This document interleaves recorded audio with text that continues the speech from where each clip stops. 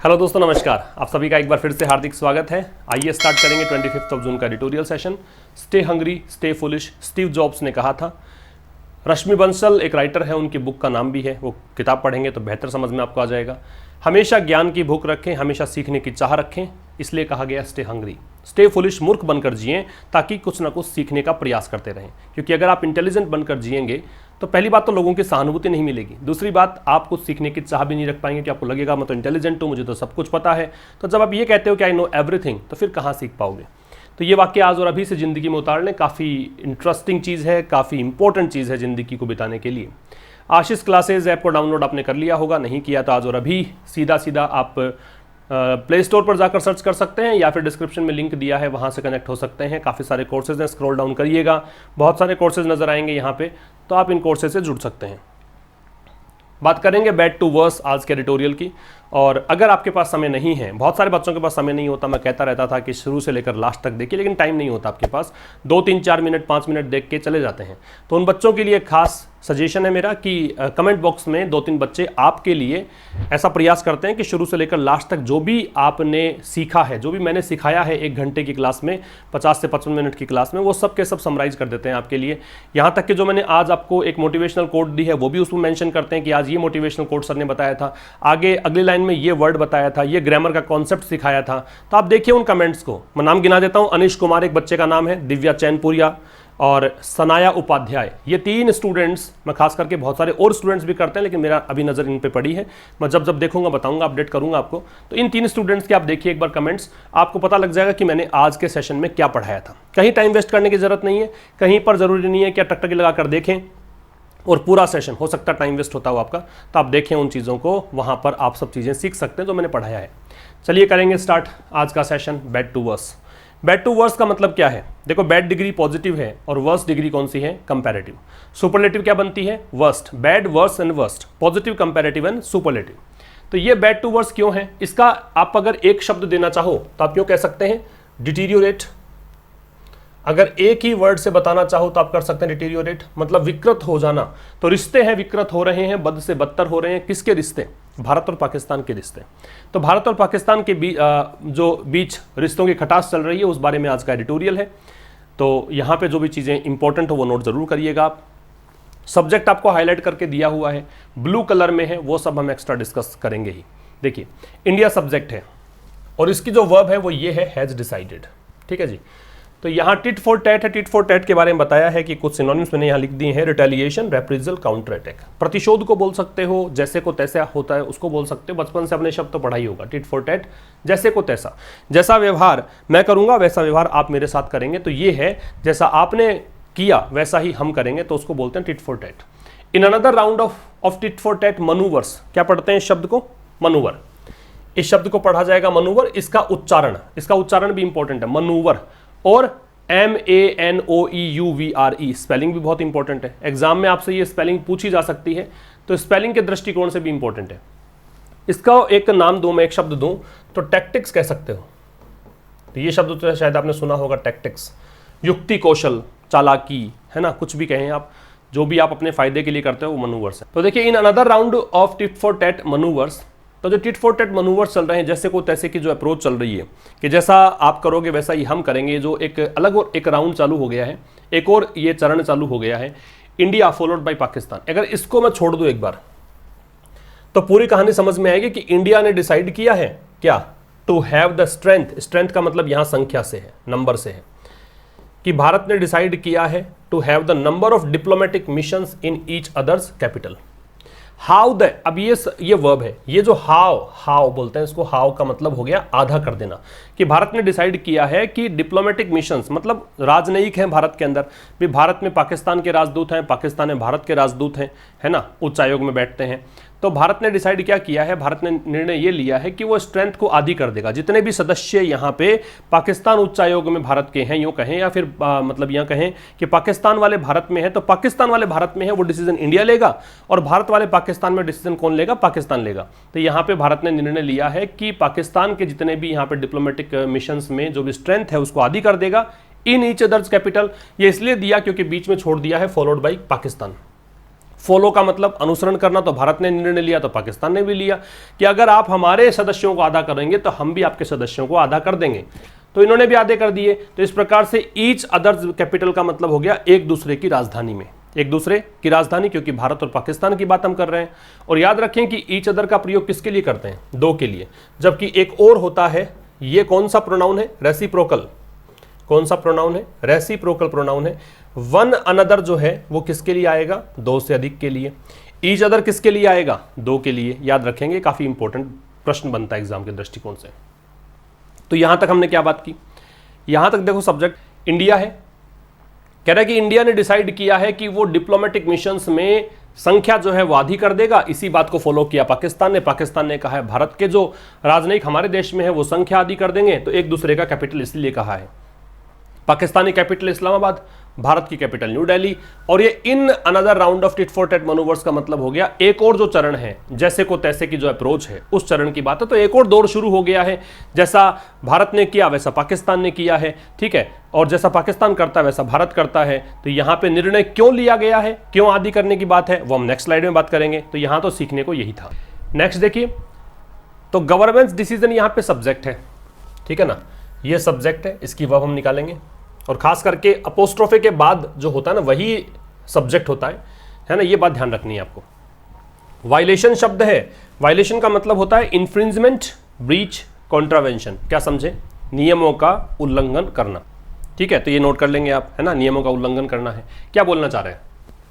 Government का निर्णय कह रहे conveyed in a demarche to the Pakistani charge d'affaires. ये जो है ये एक प्रकार से उप राजदूत कह सकते हो, जो एम्बेसडर होता है उसके अनुपस्थिति में चार्ज किसको मिलेगा? तो चार्ज डे अफेयर्स को मिलेगा। डीमार्श है वो पॉलिटिकल एक्शन को बोलते हैं, वो एक प्रकार से कोई कार्यवाही, पॉलिटिकल एक्शन, ठीक है, याद रखिएगा इसको। तो कह रहा है कि गवर्नमेंट का डिसीजन, फिर कह रहा है कन्वे किया गया। कन्वे का मतलब बताया गया, समझाया गया, इन्फॉर्म किया गया। किस में? डीमार्श, पॉलिटिकल एक्शन में। और पॉलिटिकल एक्शन किस पे लिया गया, कार्यवाही किस पे की गई? To the Pakistani charge D affairs.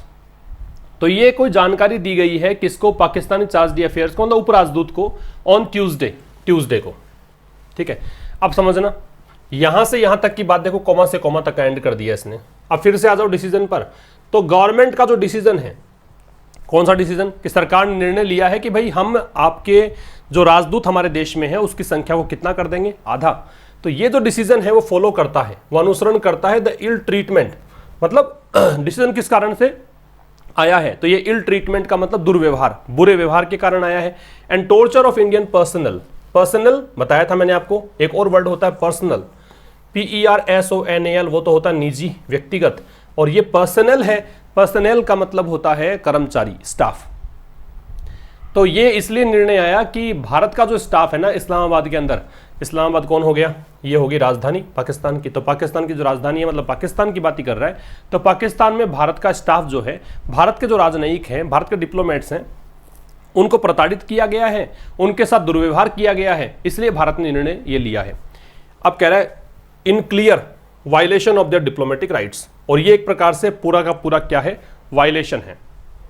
Clear है वो एडजेक्टिव है, तो वायलेशन क्या हो जाएगा? नाउन। तो ये पूरा का पूरा एक उल्लंघन है, किसका? डिप्लोमेटिक राइट्स का। मतलब उनके राजनयिक अधिकार हैं, भाई अगर वो इतने बड़े पद पर बैठे हैं तो उनके भी तो कुछ अधिकार हैं, जैसे मानवाधिकार होता है वैसे ही इनके भी अधिकार, डिप्लोमेटिक राइट्स हैं। तो इन अधिकारों का उल्लंघन है, उनके अधिकारों का उल्लंघन है। रिपीट कर देता हूं कि गवर्नमेंट का डिसीजन, भाई मान लो भारत ने निर्णय लिया है, तो पूछा गया कि निर्णय आपने क्यों लिया? तो उन्होंने कन्वे किया एक पॉलिटिकल एक्शन में, पॉलिटिकल एक्शन के रूप में जो भी बात इन्होंने संदेश दिया, किसको दिया? जो पाकिस्तान का उप राजदूत है उसको संदेश दिया ट्यूसडे को। कहा कि भाई हमने ऐसा इसलिए किया क्योंकि हमारे जो राजनयिक हैं आपके देश में, उनके साथ बुरा व्यवहार किया जा रहा है, उनको टॉर्चर किया जा रहा है, और ये उनके जो अधिकार हैं, उनके जो राजनयिक अधिकार हैं, उनका क्या है? वायलेशन है। वायलेशन को रिप्लेस कर सकते हो इन्फ्रिंजमेंट से, ब्रीच से, कॉन्ट्रावेंशन से। क्लियर है बात? नेक्स्ट देखो। अब इसमें क्या है? इसमें कंटेंशन सब्जेक्ट है और इसकी वर्ब इसके पास में ही है, was. The two main subject है, वर्ब इसके पास में है, अरेस्टेड, ठीक है। इट सब्जेक्ट है तो वर्ब है इज, और द एक्शन सब्जेक्ट है तो वर्ब है वॉज। फिर ऑफिशियल सब्जेक्ट है, फिर यहां पे हम बात करेंगे वर्ब कौन सी है। कंटेंशन का मतलब क्या है समझ लो। कंटेंशन का मतलब एक तो होता है डिसएग्रीमेंट, झगड़े को बोलते हैं, असहमति को बोलते हैं। यहां जो कंटेंशन है उसका मतलब है क्लेम, एलिगेशन, ओपिनियन, या तो सुझाव कह सकते हो, राय कह सकते हो, या आरोप कह सकते हो, या दावा कह सकते हो, ठीक है। अक्यूज के साथ में ऑफ लगता है, ये देख लो। और अक्यूज ऑफ के साथ साथ कुछ और वर्ड्स भी हैं। अक्यूज ऑफ का मतलब किसी पर आरोप लगाना। क्या मतलब होता है? किसी पर आरोप लगाना। तो इंडाइट फॉर, इसको इंडिक्ट नहीं पढ़ते, indict. Indict for, arraign for, charge with, impeach for. तो जब इंडाइट होगा तो फोर लगेगा, अरेन होगा तो फोर लगेगा, चार्ज के साथ विद लगेगा, इम्पीच में फोर लगेगा। इन सभी का मतलब क्या है? दोषारोपण करना, आरोप लगाना। क्लियर है? तो क्या बोलना चाह रहा है इसमें कि पाकिस्तान का जो तर्क है ना, पाकिस्तान का जो एक सजेशन है कह सकते हो, ओपिनियन, जो मतलब पाकिस्तान का ओपिनियन क्या था? That the two main arrested were carrying fake currency. भी भारत ने पूछा कि भी आपने हमारे जो राजनयिक थे उनके साथ इल ट्रीटमेंट किया, टॉर्चर किया। तो फिर पाकिस्तान का दावा क्या आया, पाकिस्तान का ओपिनियन क्या आया? वो ओपिनियन ये था। तो कंटेंशन सब्जेक्ट है, वो यहाँ पे वर्ब है कि टू मेन, कि दो व्यक्तियों को अरेस्टेड, गिरफ्तार किया गया, दो आदमी जिनको गिरफ्तार किया गया। अब ये टू मेन जो है वो तो नाउन बन गया, वैसे टू है वो तो एडजेक्टिव है, लेकिन क्या टू मैन पूरा ही सब्जेक्ट मान रहे हैं तो इसको नाउन मान लो आप, ठीक है। अरेस्टेड यहाँ पे एडजेक्टिव का काम करेगा। तो कह रहा है कि वो दो आदमी जिनको गिरफ्तार किया गया है, वो भारत के डिप्लोमेट जिनको गिरफ्तार किया गया है, वर कैरिंग फेक करेंसी। अब चूंकि यहाँ पे टू मैन दे रखा है, इस कारण से वर आना ही था, प्लूरल आ गया। तो वो लोग क्या कर रहे थे? फेक करेंसी लेकर जा रहे थे, कैरी कर रहे थे, लेकर जाना। और फेक करेंसी का मतलब जाली, नकली नोट, नकली नोट लेकर जा रहे थे। But it is more likely, लेकिन लेखक क्या कह रहे हैं? पाकिस्तान का आरोप तो ये है कि हमने दुर्व्यवहार क्यों किया, हमने टॉर्चर क्यों किया, क्योंकि आपके दो आदमी गिरफ्तार जो किए गए हैं वो फेक करेंसी लेकर जा रहे थे। But it is more likely, लेकिन इसकी संभावना ज्यादा है। लाइकली का मतलब क्या है? पॉसिबल होना। बट लेकिन इट सब्जेक्ट है, इज वर्ब है, लेकिन इसकी संभावना ज्यादा है कि the action was a response, ये जो कार्यवाही की गई है वो इस रेस्पॉन्स में है। रेस्पॉन्स किसको है उसके लिए टू लगेगा, ठीक है ना। रेस्पॉन्स किस चीज का है? प्रत्युत्तर दिया है, तो किस चीज का प्रत्युत्तर दिया है, क्या लगाओगे? टू। तो ये जो कार्यवाही है ये रेस्पॉन्स है किस चीज का? Arrest and expulsion. एक्सपल्सन जो है इसको आप कह सकते हो एग्जाइल, बाहर निकाल देना होता है। और एक होता है क्या? इसका बैनिशमेंट कह सकते हो, बाहर निकाल देना, बैनिशमेंट। तो ज्यादा संभावना इस बात की है कि भाई पाकिस्तान का ये जो रेस्पॉन्स आया वो इस कारण से आया कि गिरफ्तारियां हुई और एक्सपल्सन हुआ to Pakistani high commission officials का, ठीक है। मतलब यहां पे कह रहा है कि भाई दो ये जो पाकिस्तानी हाई कमीशन ऑफिशियल्स हैं, पाकिस्तान के उच्चायोग के जो अधिकारी हैं, उनकी गिरफ्तारी हुई थी, उनको बाहर निकाल दिया गया था भारत से, अक्यूज्ड ऑफ। अब ये ऑफिशियल जो हैं वो कौन है? ये एडजेक्टिव बन रहा है, ये आरोपी हैं किसके? एस्पियनाश बोलते हैं इसको। एस्पियनाश का मतलब होता है स्पाइंग, जासूसी, ठीक है। एक इसके लिए बहुत ही अच्छी फ्रेज बता देता हूं, cloak and dagger. Cloak and dagger, इसका मतलब जासूसी होता है क्लोक एंड डैगर का। स्पाइंग भी कह सकते हो, SPYING, ये भी कह सकते हो, ये दोनों एक ही बात है। अंडर कवर वर्क भी कह सकते हो, जासूसी को बोलते हैं। तो ये आरोपी किसके थे? जासूसी के। पिछले महीने की बात है ये। हुवर, अब ये हु जो है वो किसके लिए है? ऑफिशियल्स के लिए, ठीक है। इस कारण से इसकी जो वर्ब है वो क्या है? वर। ऑफिशियल्स को देकर वर। तो ये जो ऑफिशियल्स थे, ये जो पाकिस्तान उच्चायोग के अधिकारी थे, were also taken into custody. इनको मतलब कस्टडी में ले गया, मतलब लिया गया, इनको अपनी गिरफ्त में लिया गया। किसके द्वारा? भारतीय सिक्योरिटी ऑफिसर्स जो है, भारतीय सुरक्षा अधिकारी हैं, उनके द्वारा। समझ में आ गया होगा आपको। देखो बता देता हूं, पाकिस्तान की जो राय आई ना कि पाकिस्तान से पूछा भी तुमने ऐसे क्यों किया, क्यों इल ट्रीट किया, तो पाकिस्तान का दावा यह था कि दो आदमी जिनको गिरफ्तार किया गया है वो फेक करेंसी लेकर जा रहे थे। लेखक आगे कह रहा है कि भाई लेकिन ये जो चीज है अधिक संभावना इस बात की है क्योंकि ये रेस्पॉन्स था पाकिस्तान का। पाकिस्तान ने प्रत्युत्तर इस बात का दिया है कि उनके दो जो उच्चायोग के अधिकारी हैं उनको गिरफ्तार किया गया था और उनको मतलब बाहर निकाल दिया गया था, ठीक है, पिछले महीने की बात है। और वो लोग आरोपी थे किसके? जासूसी के। और उनको भारतीय सुरक्षा जो अधिकारी हैं उनके द्वारा कस्टडी में लिया गया। इस कारण से पाकिस्तान ने ये स्टेप लिया, ये लेखक का कहना है। न्यू दिल्ली सब्जेक्ट है, न्यू दिल्ली का वर्ब हो गया अक्यूज्ड। न्यू दिल्ली भारत की बात होगी। ठीक है। तो भारत ने आरोप लगाया है पाकिस्तान हाई कमीशन ऑफिशियल्स पर, पाकिस्तान के जो उच्चायोग अधिकारी हैं उन पर। किस चीज़ का आरोप लगाया? तो ये देखो, आरोप जिस चीज़ का लगाओगे वहाँ पे ऑफ लगेगा। आरोप लगाया है maintaining links to terror organisation, कि ये जो अधिकारी हैं ये मतलब मेंटेन कर रहे थे लिंक्स, लिंक के साथ टू लगता है कि इनका कनेक्शन था किससे? आतंकवादी संगठनों से। ठीक है, इनका कनेक्शन किससे था? आतंकवादी संगठनों से। As a reason for its decision, ठीक है, ये क्या बताया है? ये अपना मतलब जो डिसीजन लिया भारत ने उसके पीछे कारण बताया है। रीजन के साथ में फोर लगता है जनरली, याद रखिएगा।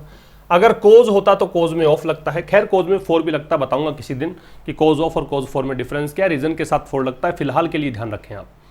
तो भारत ने यहाँ पे पाकिस्तान उच्चायोग जो अधिकारी हैं उन पर आरोप लगाया है किस चीज का?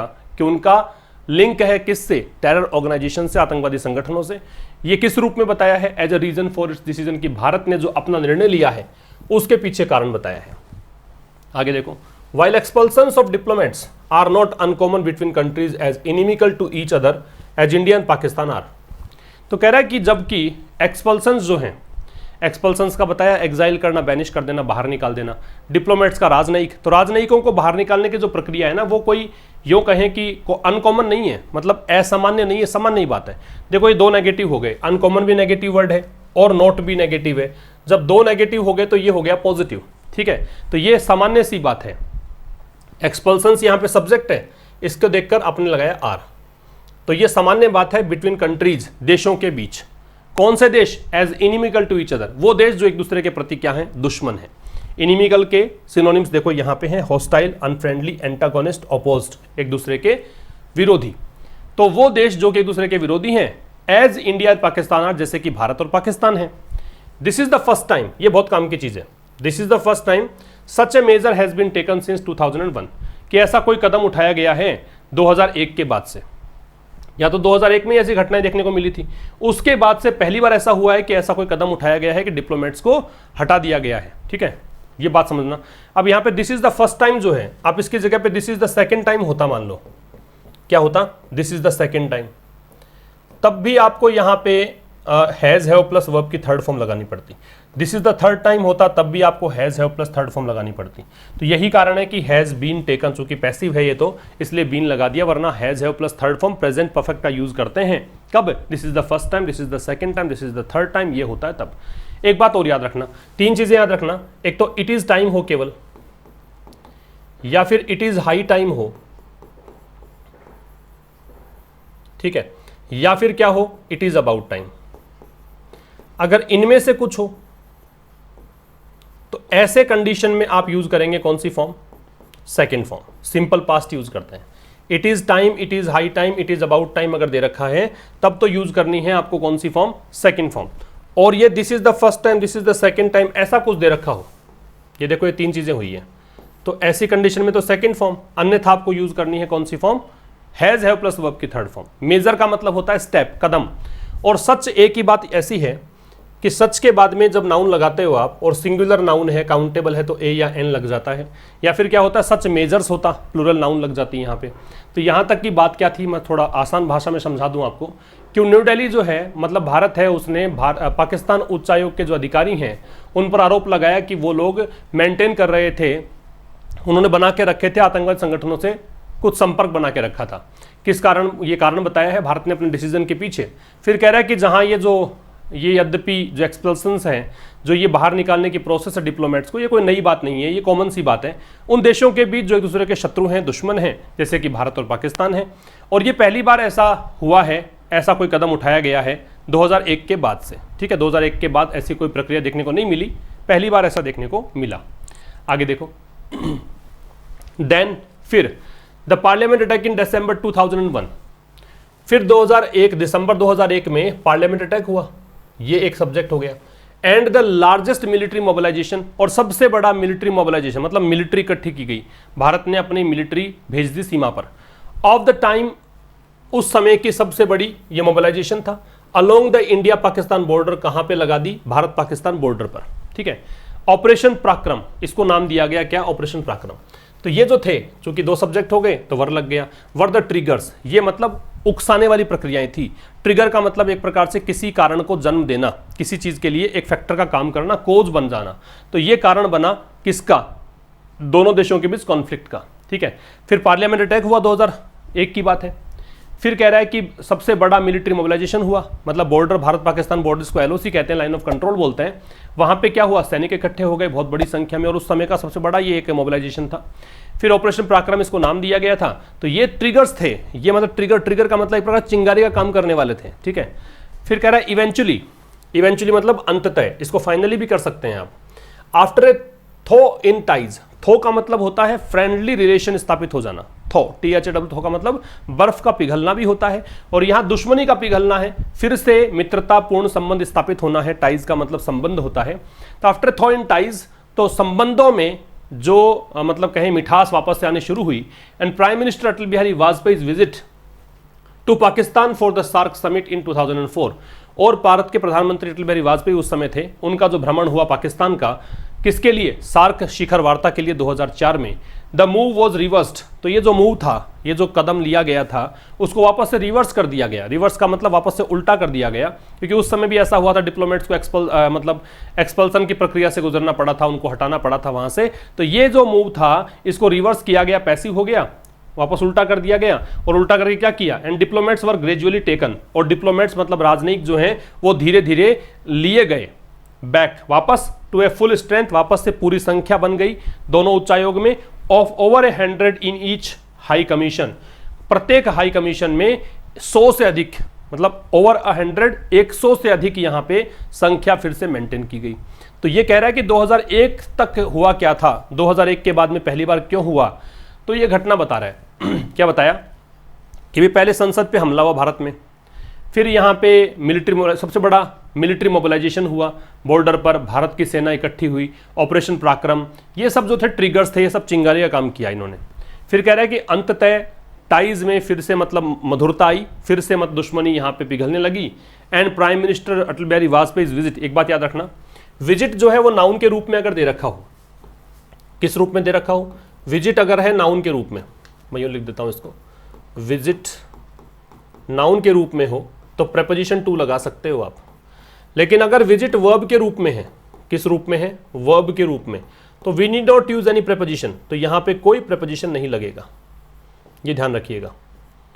जब विजिट वर्ब के रूप में है तो प्रेपोजिशन लगाना नहीं है, नाउन के रूप में है तो क्या लगाना है, टू। तो यहाँ पे नाउन है, कैसे पता लगा, प्रश्न ये भी है कि how did I find out कि भी ये नाउन है, क्योंकि देखो वाजपेयी अपोस्ट्रोफे के बाद में ये दे रखा है, इस कारण से नाउन है। अपोस्ट्रोफे या फिर पजेसिव एडजेक्टिव के बाद में जो भी शब्द आते हैं वो क्या कहलाते हैं, नाउन कहलाते हैं। तो कह रहा है कि प्राइम मिनिस्टर अटल बिहारी वाजपेयी जो है उनका विजिट हुआ, सार्क समिट के 2004 में वो पाकिस्तान गए। फिर ये जो मूव था वो रिवर्स किया गया, ये जो मतलब मूव कौन सा, राजनयिकों को बाहर निकालने का जो मूव रिवर्स किया गया, और डिप्लोमेट्स को धीरे धीरे वापस लिया गया, और संख्या मेंटेन की गई, संख्या मतलब परफेक्ट संख्या आ गई, 100 से अधिक प्रत्येक हाई कमीशन में संख्या हो गई, ठीक है। इसके बाद देखिए द लेटेस्ट डिसीजन, जो ये हाल फिलहाल डिसीजन लिया है, लेटेस्ट का मतलब नवीनतम, डिग्री सुपरलेटिव इस कारण से द का प्रयोग है। तो ये जो नवीनतम डिसीजन लिया है, follows not one event, follows का मतलब अनुसरण करता है, नॉट वन इवेंट, कोई एक घटना नहीं है। मतलब इसके पीछे की कहानी पे जाओगे कि why did they do like this, तो इसका मतलब यहाँ पे रीजन जो निकाल के लेकर आओगे, उन रीजंस में केवल एक ही रीजन नहीं है, but a general down slide in relations in the past year, बल्कि सामान्य जो डाउन स्लाइड का मतलब क्या हो गया, डाउन का मतलब नीचे, स्लाइड का मतलब खिसकना, मतलब गिरावट आना, ठीक है। स्लाइड का खिसकना, डाउन का नीचे, तो गिरावट जो आई है पिछले साल में, जो सामान्य सी गिरावट आई रिश्तों में, वो यहाँ पे कारण है।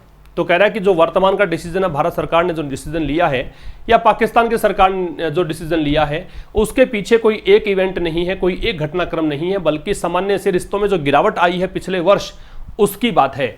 After the Pulwama attack last February, पिछले फरवरी में पुलवामा अटैक हुआ, फिर भारत की तरफ से बालाकोट एयर स्ट्राइक हुई, फिर अगस्त 5 डिसीजन, 5 अगस्त का डिसीजन हुआ।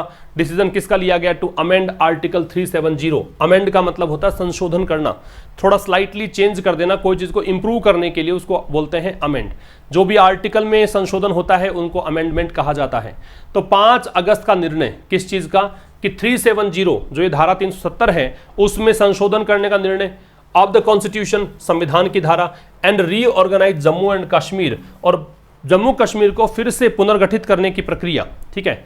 इंडिया और पाकिस्तान हैव स्नैप्ड, स्नैप का मतलब काटना, भारत और पाकिस्तान ने क्या कर दिया है, स्नैप ऑल ट्रेडिंग टाइज, इन्होंने एक दूसरे से संबंध, व्यापारिक संबंध, ट्रेडिंग का मतलब व्यापारिक, टाइज का मतलब संबंध, ये खत्म कर लिए। डाउनग्रेडेड मिशंस, अब देखो हैव तो लग ही चुका, तो हैव के साथ थर्ड फॉर्म है, तो ये भी यहाँ पे हैव के साथ थर्ड फॉर्म है। वो बात अलग है कि आपको हैव नजर नहीं आ रहा है, ये हैव इसके ब्रैकेट में है, ऐसे मान लो, ठीक है। हैव डाउनग्रेडेड मिशंस, मिशंस को डाउनग्रेड किया, जो भी उच्चायोग वगैरह है उनको डाउनग्रेड करने का मतलब वहां पे संख्याएं कम की। नाउ विदाउट हाई कमिश्नर्स, अब यहाँ पे दोनों के जो उच्चायोग है बिना उच्च आयुक्त के चल रहे हैं, वहां पे हाई कमिश्नर की नियुक्ति ही नहीं है। And shut down most diplomatic activities, और अधिकांश, मोस्ट का मतलब यहाँ पे अधिकांश है, ये बात हमेशा बताई है मैंने, काफी बार बताई है, अगर आप नए हैं तो समझिएगा इस चीज को, कि जो आप देखोगे अगर मोस्ट किस अर्थ में, अधिकांश के अर्थ में, अगर इसका मतलब ऑलमोस्ट है तो फिर इससे पहले आप कोई भी आर्टिकल नहीं लगाते हो। अगर इसका मतलब वेरी है, अगर मोस्ट आ रहा है वेरी के मीनिंग में, तो इससे पहले आप लगाओगे ए। अगर ये डिग्री सुपरलेटिव के रूप में है, डिग्री सुपरलेटिव है, पॉजिटिव मतलब एडजेक्टिव की डिग्री सुपरलेटिव है, तो फिर आप लगाओगे द, ठीक है, तो फिर आप लगाओगे द। तो यहां पे तो क्या है, मोस्ट अधिकांश है, इसी कारण से कोई भी आपको आर्टिकल नहीं मिल रहा है इससे पहले। और इन्होंने बंद कर दिया शट डाउन, शट की तीनों फॉर्म सेम ही होती है, शट शट शट, तो फिर आपको चेंज करने की जरूरत नहीं पड़ी। और वैसे हैव है क्योंकि एंड से जुड़ा हुआ है, तो एक बार हैव लगा के काम आप चला सकते हो। We need not use have 3 times, है ना। तो मोस्ट डिप्लोमेटिक एक्टिविटीज का मतलब अधिकांश कूटनीतिक गतिविधियों को इन्होंने बंद कर दिया। मैं रिपीट कर देता हूं कि जो नवीनतम डिसीजन ये लिया गया है भारत सरकार के द्वारा, ये कोई एक इवेंट का परिणाम नहीं है, बल्कि ये तो पिछले साल जो रिश्तों में गिरावट आई थी उसका परिणाम है। कौन कौन से दिक्कत आई थी, एक तो पुलवामा अटैक हुआ पाकिस्तान की तरफ से, फिर टिट फॉर टैट वाली प्रक्रिया है, भारत ने बालाकोट स्ट्राइक की, फिर 5 अगस्त को निर्णय लिया भारत सरकार के द्वारा कि धारा 370 जो है कॉन्स्टिट्यूशन के, उसमें अमेंड करने की बात की गई, है ना, अमेंड किया गया। फिर रीऑर्गेनाइज किया गया, पुनर्गठन किया गया जम्मू कश्मीर का। तो भारत और पाकिस्तान ने इसके बाद में क्या हुआ कि भाई आफ्टर दे रखा है ना, बाद में, तो इन चीजों के बाद में भारत और पाकिस्तान ने व्यापारिक संबंध तोड़ लिए। स्नैप का मतलब तोड़ देना। डाउनग्रेडेड मिशंस को डाउनग्रेड किया, मतलब वहां पे जो संख्या है घटाई, अब वो बिना हाई कमिश्नर के चल रहे हैं। और अधिकांश जो डिप्लोमेटिक एक्टिविटीज है, कूटनीतिक जो गतिविधियां हैं, उनको क्या कर दिया, बंद कर दिया। इस प्रकार से समझ लीजिए इसको, ठीक है। तो स्नैप का मतलब क्या है वो समझना है, डाउन स्लाइड का मतलब क्या है वो समझना है। अमेंड के साथ साथ एक बात हम करेंगे कि अगर इमेंड होता, EMEND, तो इसका मतलब होता है टेक्स्ट को एडिट करना। जैसे मान लो कि मुझे यहां पे, सपोज करो कि मुझे यहां पे द लगाना है, तो मैं इसको फिर यहां पे द लगाऊंगा, तो ये एडिटिंग किस में है, टेक्स्ट में है। तो लिखे गए शब्दों में अगर एडिटिंग करनी हो तब तो इमेंड यूज करेंगे, EMEND। लेकिन अगर संशोधन करना हो, चेंज करना हो, स्लाइड बिट चेंज करना हो, तो ऐसे कंडीशन में क्या यूज करेंगे, ऐसे कंडीशन में यूज करेंगे अमेंड। ये डिफरेंस है इन दोनों के बीच में, क्लियर है बात। नेक्स्ट की बात करते हैं। देखो, India and Pakistan have had no talks since 2005। ये सिंस के साथ टाइम लगता है ना, तब आपको जो भी वर्ब यूज करनी पड़ती है परफेक्टिव एस्पेक्ट में यूज करनी पड़ती है, ठीक है। व्हेनेवर वी सी सिंस और 4+ time, then we have to use the given verb in perfective aspect. It means यहां पे देखिए हैव के साथ थर्ड फॉर्म लग रही है। आप एक बात और याद रखना, ये उल्टा सीक्वेंस पॉसिबल नहीं है। कई बार बच्चे पूछते हैं सर ये हैड हैव कैसे नहीं हुआ, हैड हैज कैसे नहीं हुआ। भाई इसकी प्रॉपर्टी याद रखो कि हैज हैव जो है वर्ब की थर्ड फॉर्म लगाता है अपने साथ में। थर्ड फॉर्म लगाएगा तो हैड के बाद में अगर हैव लगाओगे तो हैव तो थर्ड फॉर्म हुई नहीं, जबकि हैव के साथ हैड लगाओगे तो हैड थर्ड फॉर्म हो चुकी है। तो ये हैव हैड हो सकता है, हैज हैड हो सकता है, हैड हैड हो सकता है, लेकिन हैड हैव या फिर हैड हैज ये पॉसिबल नहीं है, ठीक है। ये क्रम पॉसिबल नहीं है। तो क्या कह रहा है कि भारत और पाकिस्तान ने कोई बातचीत नहीं की है 2015 से ही। तो सिंस के साथ टाइम लग रहा था। पहली बात तो सिंस ही क्यों लगा, फोर क्यों नहीं लगा, ये पता है आपको कि ईयर का नेम है। जब भी टाइम स्पेसिफिक हो, टाइम का नाम दे रखा हो, तो आपको फिर वहां पे सिंस ही लगाना है, फोर नहीं लगाना है।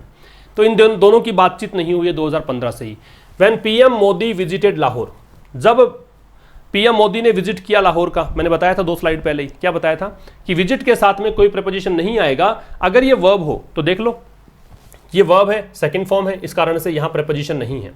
तो पीएम मोदी ने विजिट किया लाहौर का, and the external affairs ministers met, और ये विदेश मंत्रियों के लिए है एक्सटर्नल अफेयर्स मिनिस्टर। तो विदेश मंत्री मिले अ फ्यू मंथ्स लेटर, कुछ महीनों के बाद में। लेटर जो शब्द है ये समय में बाद के लिए आता है, LATER, afterwards you can say, ठीक है। लेटर विल बी आफ्टरवर्ड्स, तो इसको इक्वल रख सकते हो दोनों चीजों को, लेटर बराबर आफ्टरवर्ड्स। तो कह रहा है कि भारत और पाकिस्तान ने बातचीत नहीं की है 2015 से ही। पीएम मोदी जो है वो लाहौर का इन्होंने विजिट किया, विदेश मंत्री हैं वो भी मिले कुछ महीनों के बाद में। फिर कह रहा है all sporting and cultural exchanges are at an end. सारे खेलकूद गतिविधियां, सारी सांस्कृतिक जो आदान प्रदान होते हैं, एक्सचेंजेस होते हैं, वो बिल्कुल समाप्ति पर हैं। आर एट एन एंड, वो बिल्कुल समाप्ति पर हैं। And visas are rarely granted, और वीजा जो है वो रेयरली ग्रांट का मतलब होता है स्वीकार करना। आर ग्रांटेड है तो इसका मतलब पैसिव वॉइस है। रेयरली यहां पे काम करेगा एडवर्ब का, ठीक है जी। रेयरली क्या काम करेगा? एडवर्ब का। तो वीजाज बड़े मुश्किल से ग्रांट होते हैं, मतलब अब तो वीजा ग्रांट करने बड़ी मुश्किलें हैं। अपार्ट फ्रॉम यहां पे प्रेपोजिशन है। अपार्ट फ्रॉम का पार्ट ऑफ स्पीच है, वो यहां पे प्रेपोजिशन है। Apart from the rare exception being made for the Kartarpur corridor inaugurated last year. तो कह रहा है कि apart from the rare exception, apart from का मतलब हो गया के अलावा, द रेयर एक्सेप्शन का मतलब कोई दुर्लभ सा अपवाद मान लो। रेयर का दुर्लभ, एक्सेप्शन नाउन है, रेयर यहां पे एडजेक्टिव है। बीइंग मेड, जो कि किया गया, फॉर द करतारपुर कॉरिडोर, जब करतारपुर कॉरिडोर को इनॉग्रेट किया जा रहा था, है ना। जब करतारपुर कॉरिडोर जो था, आप पता है इस बात का, आपको भी शायद सुना होगा आपने न्यूज चैनल्स के माध्यम से, तो इसका उद्घाटन जब किया गया था ना पिछले साल, तब जरूर वीजा दिए गए थे, अदरवाइज तो वीजा भी आजकल दिए नहीं जा रहे हैं, ठीक है। तो यहां तक की बात क्या है, 2015 से बात नहीं हुई। प्रधानमंत्री मोदी ने जो है वो विजिट किया था लाहौर का 2015 में, उस समय बात थी। विदेश मंत्री मिले थे कुछ महीनों के बाद, उस समय तक बातचीत थी। उसके बाद तो खेलकूद गतिविधियां, कल्चरल एक्सचेंजेस सब के सब बंद हैं। वीजा भी बड़े मुश्किल से ग्रांट होते हैं, कभी कभार ही ग्रांट किए जाते हैं। और इसके अलावा कि कभी रेयर एक्सेप्शन देखने को मिला कि जब करतारपुर कॉरिडोर का उद्घाटन हुआ पाकिस्तान में, तो जरूर ऐसा देखने को मिला कि ठीक है, जा रहे हैं लोग। भारत की तरफ से भी मनमोहन सिंह जी भी गए थे, नवजोत सिंह सिद्धू जो कि क्रिकेटर रहे हैं वो भी गए थे। तो ये सब चीज़ें देखने को मिली थी, उसके बाद से कुछ देखने को नहीं मिला। आगे देखिए, from the LOC line of control. Line of control से मतलब भारत पाकिस्तान सीमा से। वेयर सीज फायर बोलते हैं, सीज फायर वायलेशंस, वायलेशन उल्लंघन, इन्फ्रिंजमेंट हमने देखा। सीज फायर का मतलब फायर को सीज करना, सीज का मतलब बंद कर देना, फायर का मतलब गोलाबारी से है, गोलाबारी बंद कर देने। Violations continue to claim lives, यहां पे क्लेम का मतलब जिंदगियां लील लेना, जिंदगियां ले लेना, ठीक है। तो एलओसी से जहां क्या एलओसी की बात कर रहा है, रिलेटिव प्रोनाउन के मतलब रिलेटिव एडवर्ब के रूप में यूज किया गया है। वेयर, प्लेस बता रहा है, रिलेटिव एडवर्ब ऑफ प्लेस है। तो सीज फायर वायलेशंस कंटिन्यू, तो लगातार वायलेशन होता है सीज फायर का। सीज फायर में तो क्या होता है कि गोलाबारी नहीं करेंगे, इस बात की सहमति बनती है। वायलेशन का मतलब उसका उल्लंघन होता है। तो एलओसी पर जहां पे लगातार सीज फायर का उल्लंघन होता रहता है, to claim lives of soldiers, और उससे क्या है, जिंदगियां चली जाती हैं सैनिकों की, एंड सिविलियंस, और नागरिकों की, ऑन बोथ साइड्स, दोनों तरफ। पाकिस्तान में भी लोग मरते हैं, भारत के अंदर भी सैनिक शहीद हो जाते हैं, और आम नागरिक जो है उनकी मृत्यु हो जाती है। To practically every multilateral forum, तो कह रहा है प्रैक्टिकली व्यवहारिक रूप से हर एक जो बहुपक्षीय, मल्टीलेटरल बहुपक्षीय, फोरम का मतलब मंच, प्रत्येक बहुपक्षीय जो फोरम है, याद रखना भाई, फोरम का जो ऑपोजिट होता है वो क्या बनता है, फोरा। फोरम का ऑपोजिट क्या बनता है, फोरा। तो कह रहा है to practically every multilateral forum India and Pakistan are a part of, तो कह रहा है प्रत्येक उस बहुपक्षीय मंच के लिए जिसके भारत और पाकिस्तान हिस्सा हैं, बोथ साइड्स आर डैगस ड्रॉन, तो कह रहा है दोनों साइड्स जो हैं वो दुश्मनी पूर्ण हालात में हैं। डैगस ड्रॉन का मतलब उनमें ये इनिमिकल हैं एक दूसरे के, ये एंटागोनिस्ट हैं, ये होस्टाइल हैं, ये एनिमीज हैं, ये है डैगस ड्रॉन। ये फ्रेज होती है, काफ़ी बार पूछी गई है एग्जाम में, तो आप याद रखेंगे इस चीज़ को। तो क्या बोलना चाह रहा है कि एलओसी से जहां पर सीज फायर वायलेशन लगातार होते रहते हैं और ये जिंदगियां लील लेते हैं सैनिकों की, सिविलियंस की, दोनों साइड में, तो प्रैक्टिकली एवरी, अब यहां से लेकर यहां तक, एलओसी से लेकर और कहां तक, एलओसी से लेकर और यहां तक, ठीक है। एलओसी से लेकर, तो एलओसी का वर्णन किया, आप चाहें तो यहां से उठाकर कनेक्ट सीधा कर दो कि यहां से लेकर यहां तक सीधा जोड़ दो कि एलओसी से लेकर और मल्टीलेटरल फोरम तक, जबकि वैसे एलओसी का दिया है इसने, यहां पे थोड़ा सा एक्सटेंशन दिया है, थोड़ा सा इसने बताया है, इसके बारे में एलैबोरेशन किया है कि एलओसी से जहां पर सीज फायर वायलेशन होते रहते हैं, जहां पे जिंदगियां चली जाती हैं सिविलियंस के, सोल्जर्स के, दोनों साइड से, वहां से लेकर व्यवहारिक रूप से अगर बात करें तो प्रत्येक मल्टीलेटरल फोरम तक, प्रत्येक बहुपक्षीय मंच तक जहां पे भारत पाकिस्तान हिस्सा हैं, जिन मंच का, दोनों ही दुश्मन हैं। एलओसी पर भी दुश्मन है, मल्टीलेटरल फोरम पर भी दुश्मनी है, इन दोनों साइड्स के बीच में, ये कहना चाहता है। आगे देखो, even on non contentious issues. अब ये कंटेंशियस जो है इसका मतलब है विवादास्पद, डिस्प्यूटेड। नॉन कंटेंशियस का मतलब अविवादास्पद हो गया। such as cooperating on the coronavirus pandemic as a part of the SAARC grouping or collaborating against the recent locust ये लोकस्ट होगा शायद, LOCUST है लोकस्ट, ठीक है। इन्वेजन, इन्वेजन का मतलब हमला, दैट अफेक्टेड द रीजन, यहां तक पढ़ लें पहले इसको। लोकस्ट इन्वेजन का मतलब टिड्डी का हमला, टिड्डी सुना है आपने, है ना, फसलों को नुकसान पहुंचाने वाले कीट हैं। तो even on non contentious issues, तो यहां तक की, इवन का मतलब भी, जो अविवादास्पद या नॉन कंटेंशियस इश्यूज हैं, मुद्दे हैं, जैसे कि उदाहरण के सच लग गया, जैसे कि cooperating on the corona virus pandemic, जैसे कि सहयोग की बात कर लो, कोरोना वायरस वैश्विक महामारी है उसमें सहयोग की बात कर लो, as a part of the SAARC grouping, चूंकि दोनों ही सार्क ग्रुप का हिस्सा हैं, दोनों ही सार्क ग्रुप का हिस्सा है देश, तो इसकी बात कर लो कि वैश्विक महामारी के समय तो कम से कम सहयोग किया जाए, और collaborating against the recent locust invasion, या फिर सहयोग किया जाए जो टिड्डी का हमला हुआ है उससे एक दूसरे को कोलैबोरेट किया जाए, that affected the region, that यहां पे इस इन्वेजन के लिए है वो हमला जिसने की रीजन को प्रभावित किया। Islamabad and New Delhi are unable, तो इसमें भी इवन लग गया था ना, भी भारत और न्यू दिल्ली मतलब भारत और जो इस्लामाबाद है मतलब पाकिस्तान है, are unable to find common cause, तो कह रहा है इन मुद्दों पर भी इनको कोई कॉमन कोज नहीं मिल रहा कि मिलकर काम कर लें। कॉमन कोज मतलब कोई सामान्य सा एक मुद्दा नहीं मिल रहा कि ये कॉमन कोज पे काम करें कि हमारा ये कारण है, हम दोनों मिलकर फाइट करें, ऐसा देखने को नहीं मिलता है। इन मुद्दों पर भी ये एकजुट नहीं है। While the present seems bleak, bleak का मतलब है ग्लूमी, ब्लीक का मतलब क्या होता है, ग्लूमी, ग्लूमी का मतलब डार्क, डार्क का मतलब पैसिमिस्टिक, बिल्कुल निराशावादितापूर्ण, ठीक है। तो while the present seems bleak, जहां प्रेजेंट तो दिख रहा ही है कि बिल्कुल कैसा है, अंधकार में है, बिल्कुल डिसअपॉइंटिंग है।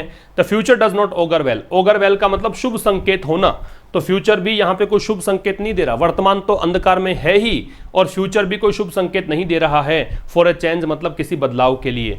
पर्टिकुलरली विशेष करके as India China tensions occupy New Delhi's concerns on focus, क्योंकि भारत का जो कंसर्न है, भारत की जो चिंताएं हैं, भारत का जो अभी फिलहाल फोकस है, जो बिंदु है जिस पर भारत फोकस किए हुए है, कंसंट्रेट किए हुए हैं, वो क्या है, भारत चाइना की टेंशन, भारत चाइना की टेंशन चल रही है, भारत चाइना विवाद भी चल रहा है, गैल्वन वैली के अंदर आपको पता है ये मुद्दा गरमाया हुआ है फिलहाल, तो भारत का पूरा ध्यान इस पर फोकस्ड है। तो फिर इन दोनों देशों के बीच में रिश्ते सुधरने की बात है फिलहाल भविष्य में भी नजर नहीं आती है, ठीक है। ब्लीक का मतलब आप नोट कर लेंगे, ग्लूमी, डार्क, डिसअपॉइंटिंग भी कर सकते हो, ठीक है। आगे देखिए, the decision to reduce mission strength, तो ये जो निर्णय है कि भी मिशन में स्ट्रेंथ कम कर दी जाए, जो उच्चायोग है वहां पे संख्या कम कर दी जाए, इज अनलाइकली, इज है डिसीजन को देखकर ये असंभव है to impact working relations between India and Pakistan at present, कि वर्तमान में भारत और पाकिस्तान के बीच जो काम के संबंध हैं, वर्किंग रिलेशंस हैं, जो भी रिश्ते फिलहाल बने हुए हैं, उन रिश्तों को प्रभावित करने की इनकी संभावना नहीं है। अनलाइकली का मतलब क्या होता है, असंभव है। तो जो निर्णय लिया गया है कि उच्चायोग के अंदर, मिशन के अंदर संख्या कम कर दी जाएगी, इसकी संभावना नहीं है कि असर डालेगी किसी तरीके का भारत और पाकिस्तान के वर्किंग रिलेशंस में। इट इज अ साइन, ये एक संकेत है, ये सब्जेक्ट, ये वर्ब, ये एक संकेत है। हाउएवर, हालांकि, that just when it seems ties between the two neighbours can not get much worse they do, कि जस्ट व्हेन, ठीक तभी, व्हेन इट सीम्स, जब ऐसा लगता है कि ties between the two neighbours, की दोनों पड़ोसियों के बीच में जो रिश्ते हैं, can not get much worse, की अब इससे ज्यादा बदतर नहीं हो सकते, जब जब ऐसा लगता है, तो ये कह रहा है एक संकेत है कि, अब ये संकेत है, इसको जोड़ रखा है सीधा इससे, हाउएवर बीच में जोड़ रखा है इसने, तो ये कह रहा है कि यद्यपि या हालांकि ये एक संकेत है कि दोनों देशों के बीच जब जब ऐसा लगता है कि रिश्ते और अधिक डिटेरियोरेट नहीं हो सकते हैं, और अधिक विकृत नहीं हो सकते हैं, दे डू, तो वो होते हैं। दे यहाँ पे किसके लिए आ रहा है, टाइज के लिए आ रहा है, तो वो रिश्ते और अधिक विकृत होते हैं। मैंने इसको हाईलाइट इसलिए किया है क्योंकि वेरी जो होता है उसके साथ डिग्री लगती है पॉजिटिव, वेरी के साथ डिग्री कौन सी आती है, पॉजिटिव डिग्री आती है, और जब मच लगता है तो मच के साथ डिग्री कैसी आती है, कंपैरेटिव। याद रखिएगा, वेरी के साथ डिग्री पॉजिटिव और मच के साथ डिग्री कंपैरेटिव, याद रखना इस चीज को, ठीक है जी। अब देखो रिवीजन में, ट्रांसग्रेशन, ट्रांसग्रेशन का मतलब होता है अतिक्रमण। क्या मतलब होता है, अतिक्रमण। किससे जोड़ देंगे, इन्फ्रिंजमेंट, मतलब वायलेशन, हमने देखा था। फ्लीस का मतलब क्या है, पिछले सेशंस में डिस्कस किया था। फ्लीस, फ्लीस का मतलब है धोखे का इस्तेमाल करके ज्यादा पैसा ऐंठ लेना, ज्यादा चार्ज करना, तो ये हो जाएगा स्विंडल। मैंडेट, मैंडेट के लिए आदेश है, डायरेक्टिव आ जाएगा। ऑर्डर हो सकता है, ऑर्डेन हो सकता है, डायरेक्टिव हो सकता है। हर्टल का मतलब तेजी से चलना, तो रश, स्पीड कर सकते हो, रश कर सकते हो। और पुल बैक का मतलब विड्रॉ, पीछे हटना। एडवांस का ऑपोजिट है विड्रॉ करना, पीछे हटना, जो भी काम हाथ में लिया है उससे पीछे हट जाना। ट्रांसलेशन की बात करें तो पहला सेंटेंस है, अपनी बुधवार को ही मीटिंग में केंद्रीय मंत्रिमंडल ने इस संबंध में एक अध्यादेश को स्वीकृति दी है। क्या कहना चाह रहा है, क्या कहना चाह रहा है ये कि भाई अपनी बुधवार को ही मीटिंग में केंद्रीय मंत्रिमंडल ने इस संबंध में एक अध्यादेश को स्वीकृति दी है। किसने स्वीकृति दी है? केंद्रीय मंत्रिमंडल ने। तो केंद्रीय मंत्रिमंडल बन गया सब्जेक्ट, वही फॉर्मूला है, सब्जेक्ट लगाओ, वर्ब लगाओ, ऑब्जेक्ट लगाओ, कॉम्प्लीमेंट लगाओ और क्या लगाओ, एडवर्ब लगाओ। SVOCA का फॉर्मूला फॉलो करना है। तो द यूनियन कैबिनेट स्वीकृति दी है, तो देखो यहां पे स्वीकृति दी है तो भाई इसको एज वो कर सकते थे हम, हैज अप्रूव्ड। लेकिन एक बात देखो यहां पे इसने कहा है बुधवार को स्वीकृति दी है, इसका मतलब पर्टिकुलरली किसी डे या डेट की आप बात करते हो तो उसका उस स्थिति में आपको मान लेना है कि वो घटना पास्ट इंडेफिनिट में जाएगी। जब भी कोई पर्टिकुलरली डे की बात करते हो, ऑन लगा के बता दिया कि इस डे को या इस डेट को, इसका मतलब पास्ट की बात है या फिर फ्यूचर इंडेफिनिट की बात है, चूंकि ये पास्ट की बात है। तो यूनियन कैबिनेट ने अप्रूव किया क्या, एक अध्यादेश, तो एन ऑर्डिनेंस, किसके लिए, मतलब इस संबंध में, तो टू दिस इफेक्ट, इस संबंध में at its meeting on Wednesday, जो वेंसडे को मीटिंग हुई थी तब, ठीक है। तो केंद्रीय मंत्रिमंडल सब्जेक्ट बना, स्वीकृति दी, ये वर्ब बनी, और स्वीकृति किस चीज की दी, अध्यादेश की, ये ऑब्जेक्ट बना, ठीक है। किसके लिए, मतलब किस संबंध में, तो टू दिस इफेक्ट। कहां पे दिया, वो आपका एक एडवर्ब लगाना है, तो ये एडवर्ब लग गया। बात समझ में आ गई। इसके बाद देखिए आगे, फिर कह रहा है IMF ने 2020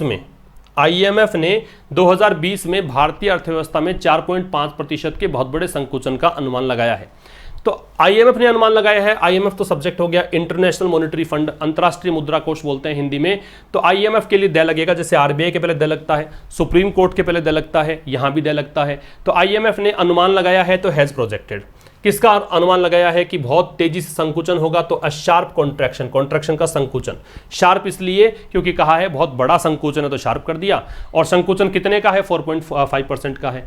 किसके लिए लगाया है अनुमान, इंडियन इकोनॉमी के लिए। कब की बात है, 2020 की बात है। तो ये तो हो गया सब्जेक्ट, ये हो गई वर्ब, ये हो गया ऑब्जेक्ट, ठीक है। फिर आगे कह रहा है कि भारतीय मतलब जो अंतर्राष्ट्रीय मुद्रा कोष है उसने प्रोजेक्ट किया है शार्प कॉन्ट्रैक्शन, और यहाँ पे 4.5% का है, भारतीय अर्थव्यवस्था के लिए है। कब की बात है, किस वर्ष की बात है, 2020 की बात है। फिर कह रहा है कि राज्यसभा और लोकसभा के संसद टीवी में विलय की प्रक्रिया अंतिम चरण में। आप देखते हो कई बार लोकसभा टीवी, राज्यसभा टीवी दोनों को मिलाकर कर रहे हैं संसद टीवी, पार्लियामेंट टीवी। तो राज्यसभा टीवी और लोकसभा टीवी के संसद टीवी में विलय की प्रक्रिया अंतिम चरण में है। अंतिम चरण में क्या है, प्रक्रिया। प्रक्रिया को उठाया, द प्रोसेस। किस चीज का प्रक्रिया है, विलय की, तो विलय के लिए मर्जर। किसका विलय करना है, राज्यसभा टीवी का और लोकसभा टीवी का। किस में करना है, संसद टीवी में, है ना। With is in the final stage, है ना। संसद टीवी, ये विद हटा दीजिए, is in the final stage, ये अंतिम चरण में है। तो प्रोसेस जो है कि राज्यसभा टीवी और लोकसभा टीवी का संसद टीवी के साथ विलय करना है, संसद टीवी में विलय करना है। तो ये किस चीज में विलय करना है, उसमें तो इंटू लगेगा। तो प्रोसेस तो हो गया प्रक्रिया का। प्रक्रिया किसकी है, विलय की है। विलय किसका है, राज्यसभा टीवी और लोकसभा टीवी का। किस में, संसद टीवी में। ये क्या है, ये प्रोसेस सब्जेक्ट हो गया, इसको देखकर लगाया इज। ये है फाइनल स्टेज में, अंतिम चरण में। तो दोस्तों आपका आज का सेशन हमने डिस्कस कर लिया है। उम्मीद करता हूं आसानी से समझ में आ गया होगा, ज्यादा डिफिकल्ट लैंग्वेज नहीं थी, लेकिन जो भी सीखने योग्य चीजें थी वो जरूर से आपने नोट कर ली होंगी। और आप इसको रिवाइज करते रहें। कल फिर से शाम को 5 बजे मुलाकात होगी एक नए सेशन के साथ। तब तक के लिए नमस्कार, थैंक यू वेरी मच।